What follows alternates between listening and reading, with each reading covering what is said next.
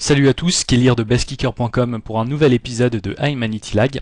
Mais cette fois-ci je vais être seul. Malheureusement avec Yannick on a des programmes très chargés en ce début d'été et on a pas mal de difficultés à trouver un horaire qui nous convienne à tous les deux.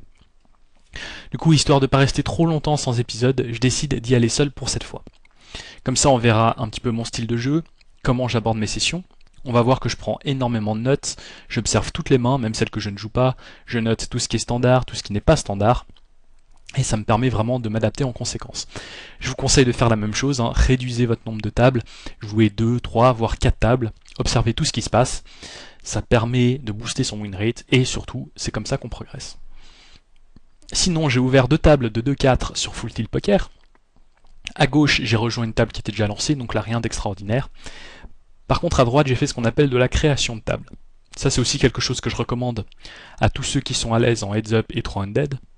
Donc le principe est simple, on s'assoit seul sur une table et on attend. L'avantage, c'est que le joueur qui a de l'expérience en low et mid stakes, c'est que celui qui attend seul à une table est généralement un joueur gagnant qui est à l'aise dans tout type de situation, que ce soit heads up, 3-undead ou 6 max. Du coup, il va pas vraiment venir vous jouer, il n'a pas trop d'intérêt contre vous. Bon, de temps en temps, il y en aura un parce qu'il n'a pas envie d'attendre qu'un siège se libère sur une autre table, mais ça reste très rare. La plupart du temps, ce sera un mauvais joueur qui lui aussi n'a pas envie d'attendre. La différence, c'est qu'il ne se rend pas compte qu'il va se faire détruire. Donc ça, c'est très avantageux pour nous. On va pouvoir jouer en heads up face à un moins bon joueur. Et après, il y a plus ou moins le même effet. C'est-à-dire que le régular ne va pas rejoindre une table avec seulement 2 joueurs.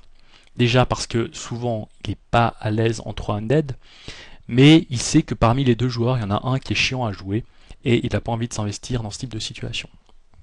Donc là encore, le troisième joueur va souvent être un client, et après la table va se compléter, et on va se retrouver face à 2, 3, voire 4, 5 mauvais joueurs.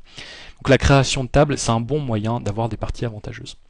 D'ailleurs, on se rendra compte par la suite que la table de droite va être assez extraordinaire. Sinon, on voit que j'ai pas mal de stats, je ne vais pas toutes les expliquer parce qu'on n'a pas vraiment l'intérêt dans cette vidéo. Et pour les plus importantes, on a sur la première ligne en vert le VPIP, en rouge le PFR, 0.0 c'est le pourcentage de 3 bêtes préflop, en orange c'est l'aggression factor. Sur la deuxième ligne, on a le pourcentage de style au cutoff, bouton, small blind, et le 0 en jaune c'est le BB full to style. Sur la troisième ligne, le seul chiffre intéressant c'est le premier qui est le pourcentage de turn continuation bets. Le reste on s'en fout, sauf sur la dernière ligne, les 3 derniers chiffres, donc en vert le want to showdown, $1 at showdown et le nombre de mains.